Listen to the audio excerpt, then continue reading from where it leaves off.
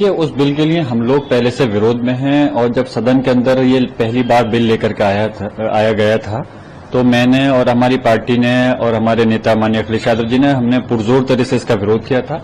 और मैं पहले भी बता चुका हूं, विरोध करने का कारण हमारा ये नहीं है कि सिर्फ कि बिल को बीजेपी एनडीए सरकार लेकर के आ रही है, क्योंकि बिल के अंदर असल में काफी सारी चीजें जो हैं हमारे लोगों का हक छीनने का जो काम हो रहा है।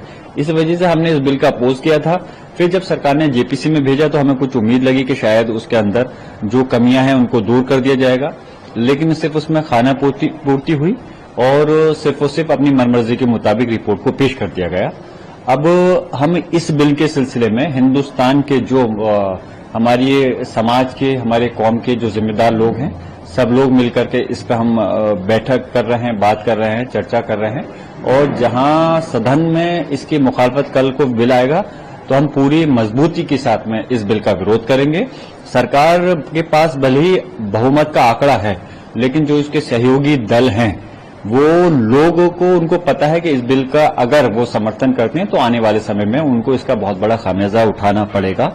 इसलिए हम चाहते हैं कि सरकार तानाशाही से हटे और इस बिल को वापस ले, और अगर वापस लेती अच्छी बात है, और अगर जबरदस्ती पूरा प्रयास करेगी उसको पास कराने के लिए, हम पूरी मजबूती के साथ में हमारी पार्टी, हमारे नेता माननीय अखिलेश यादव जी के नेतृत्व में इसका विरोध करेंगे और सब विपक्ष मिलकर के इसका विरोध करेगा।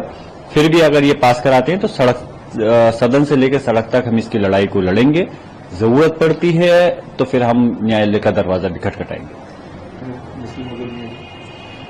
उन्हें कहने, वो सिर्फ सरकार की बोली बोल रहे हैं, उनको खुद ये पता नहीं होगा कि इस बिल के अंदर क्या है। ये लोग वो लोग हैं कि जिन्हें सिर्फ और सिर्फ आंख बंद कर करके सरकार की गुलामी करनी है।